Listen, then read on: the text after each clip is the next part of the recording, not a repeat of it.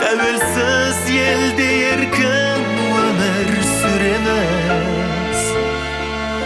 Sen, men, biz 500 yıl öşbeytin tariximiz var. Bir-birine meyrimmen qaraytın halkımız var. Öz uyaсын qorgap жүрген елбасымыз бар. Бейбіт өмірдің мекені Қазақстан.